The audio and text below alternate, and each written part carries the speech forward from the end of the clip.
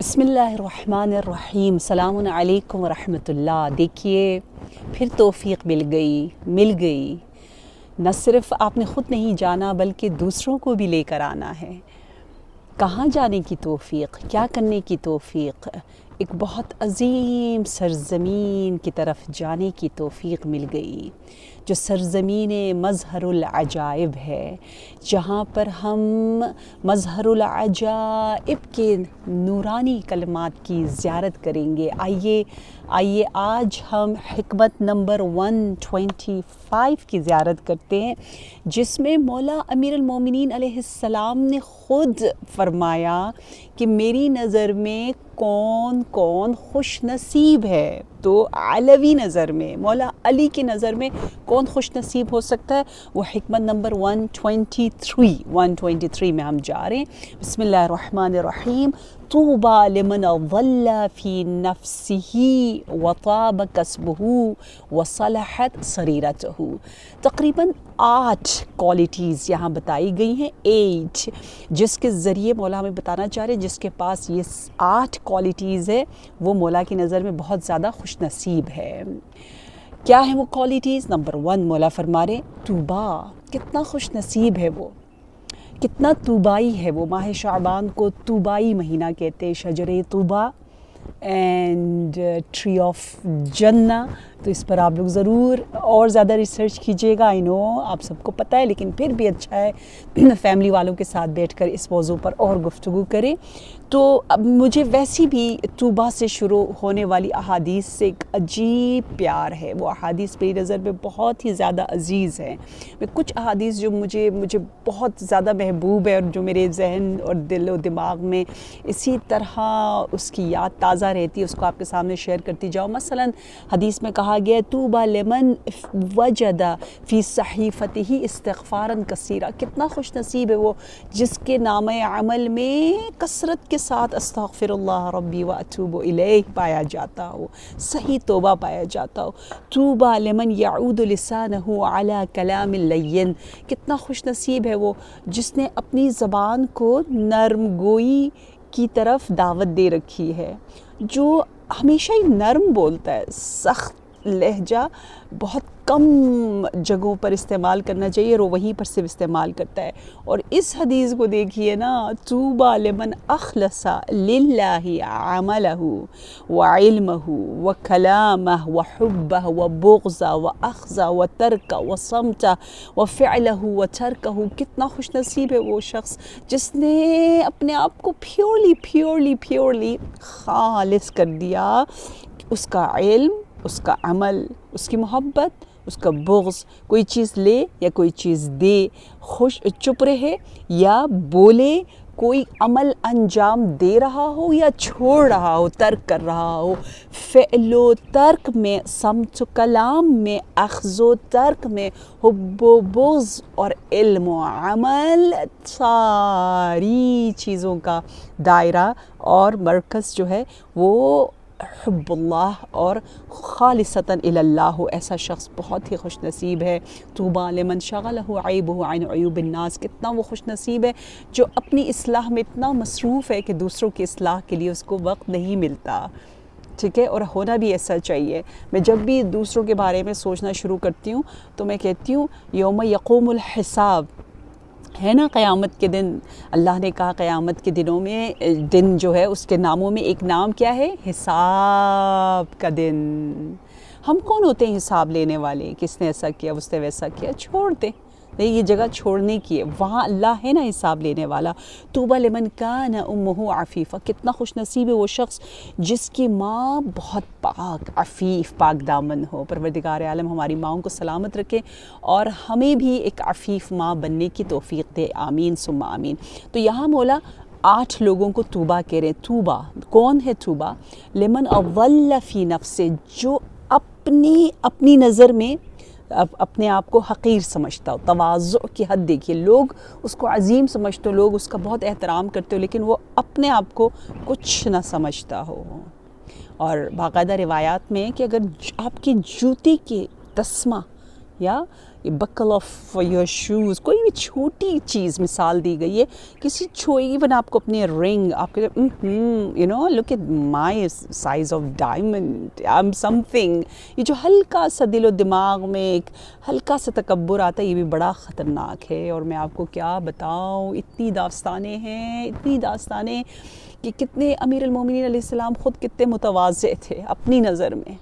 جب عقد اخوت کا وقت آیا تو نبی صلی اللہ علیہ وآلہ وسلم نے تمام اہم اصحاب کو آپس میں بھائی بھائی بنا دیا، جیسے سلمان و ابو ذر کو، مقداد و عمار کو، اور ختم ہو گیا somehow، سب بٹ گئے. علی مولا تنہا کہہ رہے ہیں میرا کوئی بھائی نہیں ہے. دیکھیں یہ نہیں اپنے آپ کو متکبر سمجھے، یا I can be only brother of رسول اللہ صلی اللہ علیہ وسلم، آئی ایم سم تھنگ. نہیں، تواضع کی حد دیکھیے کہ آپ نے پھر اظہار کیا، کہا یا رسول اللہ میرا کیا ہوگا؟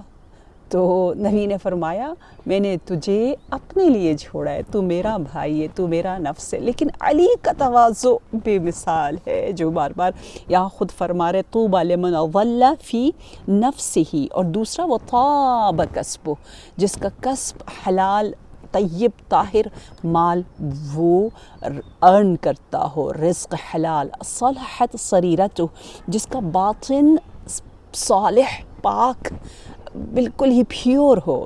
کیونکہ 3 طرح کے لوگ دنیا میں ہوتے ہیں نا، جس کا ظاہر و باطن ایک جیسا ہوتا ہے وہ عدل سے کام لے رہا ہے، اٹس اوکے.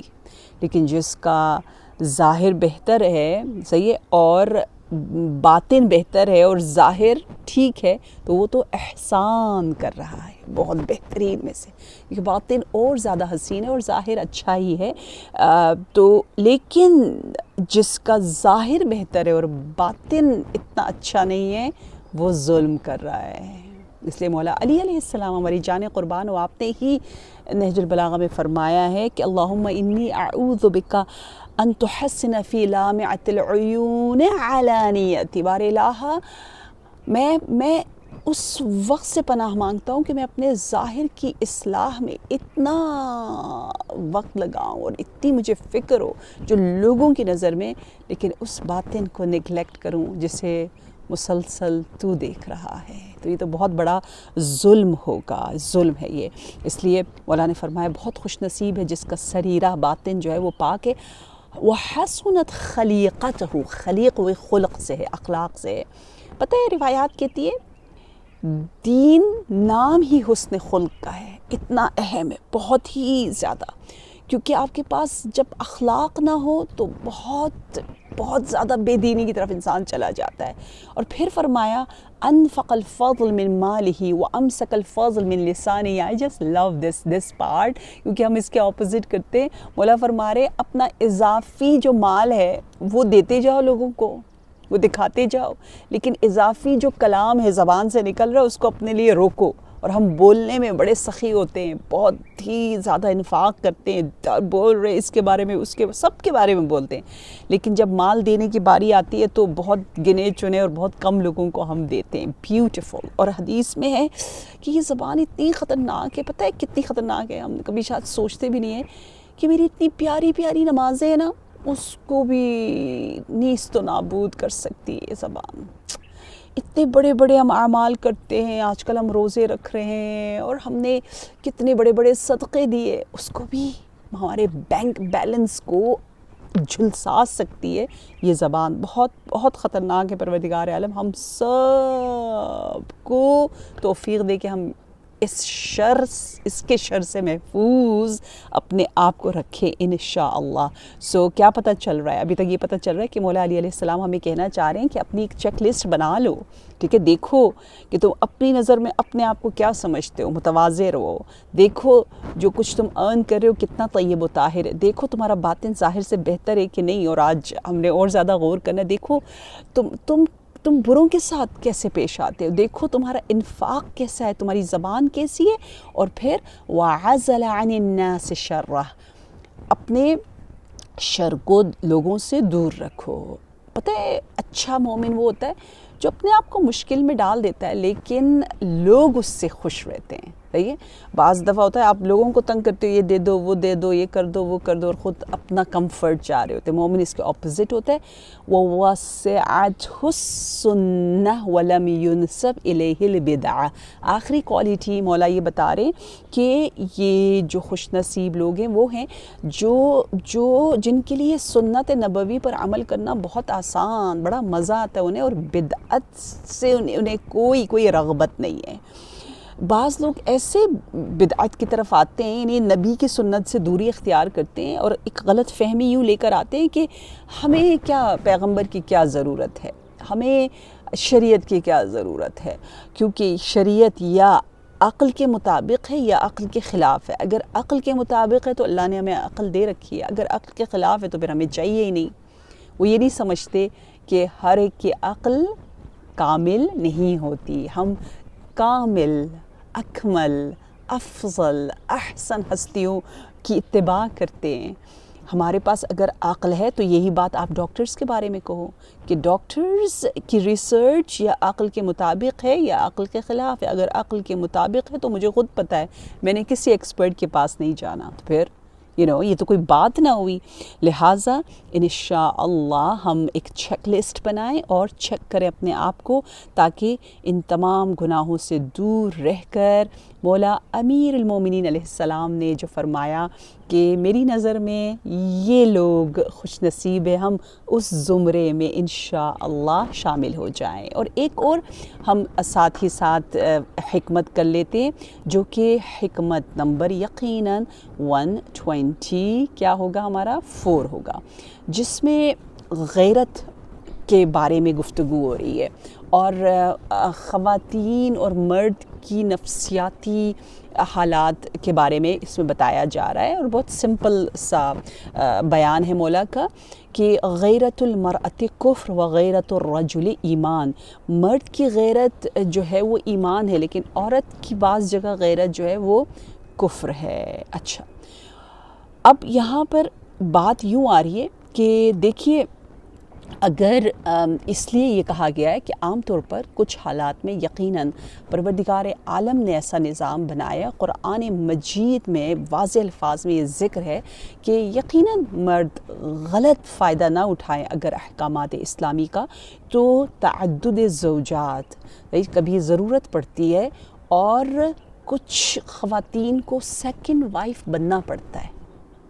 عام طور پر کوئی عورت نہیں چاہتی کہ وہ دوسری بیوی بنے، لیکن وہ کب دوسری بیوی بنتی ہے؟ ہم بھی تو اس کی جگہ اپنے آپ کو رکھیں ایک عورت ہونے کے ناطے. تو اگر اسلام اجازت دے رہا ہے، ٹھیک ہے، ایک سرٹن ڈیفینیٹلی کنڈیشنز کے ساتھ، اس کنڈیشنز کا ذکر قرآن مجید میں بھی ہے، تو پھر میں کون ہوتی ہوں؟ پھر میں اپنے حسد کی وجہ سے، غضب کی وجہ سے فساد کر دوں اور جادو کرنا شروع کروں، ایسے کام جس سے میں اختلاف معاشرے میں لے آؤں. تو اسلام کہہ رہا ہے ایسی غیرت ایک مومن کو زیب نہیں دیتی. کہ مثلا خدا نخواستہ میں بیمار رہتی ہوں، ٹھیک ہے، میں صاحب اولاد نہیں ہو سکتی، میری وجہ سے میرا شوہر ساری زندگی صحیح بے اولاد نہیں رہ سکتا. اب اگر وہ سیکنڈ وائف لے کر آتا ہے اور میں خود چاہتی ہوں کہ میں رہوں، میں خود چاہتی ہوں، صحیح ہے، اگر ورنہ مرد مجھے چھوڑ دے. تو اتنا پیارا اسلام ہے جو ایسے سرٹن ایریاز میں یہ بھی اجازت دے رہا ہے. اس پر ہمیں اللہ کا شکر ادا کرنا چاہیے. تو وہاں پر عورت کی غیرت کفر ہے، ٹھیک ہے.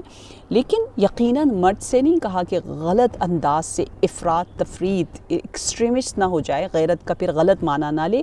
کیونکہ بعض مرد جو ہے وہ وسواسی ہوتے ہیں، شک کے مزاج ہوتے ہیں، بے جا غیرت کرتے ہیں. بے جا غیرت کو غیرت ہی نہ کہ وہ سوء ظن ہے، وہ بدگمانی ہے، جس کو نہج البلاغہ میں ہی لیٹر نمبر جو خط نمبر 31 ہے، اس میں مولا امیر المومنین نے بڑے اچھے انداز سے بیان کیا اور کہا ایاک والتغایر فی غیر موضع، کہ غلط جگہ پر غیرت نہ کرو، کیوں؟ فَإِنَّ ذَلِكَ يَدْعُ الصَّحِيحَ إِلَى السَّقْمَ، کہ جو بالکل ٹھیک ٹھاک خاتون ہے اس کو آپ بیمار کر دیتے ہو، جب مسلسل کہتے تم کہاں گئی تھی، کیوں گئی، اس سے کیوں ملی، یہ کیوں کیا، یعنی عام چیزوں پہ یہ اپنے رشتہ داروں کے ساتھ بیٹھیے پھر بھی کہیں کہ ہاں مجھے پتہ ہے تم نے یہ جملہ اس لیے بولا، یوں بولا، وہ بولا، جو بھی کچھ، والبریئہ الی الریب، پاک دامن کو آپ داغدار بنا دیتے، اور بہت بڑا ظلم ہوتا ہے۔ پروردگار عالم ہمیں اس ظلم سے بچائے اور ہمیں توفیق دے کہ ہم عدل و انصاف کے ساتھ، شرح صدر کے ساتھ اللہ کے احکامات کی اطاعت کریں اور اس کو قبول کریں انشاءاللہ۔ والسلام علیکم ورحمۃ اللہ وبرکاتہ۔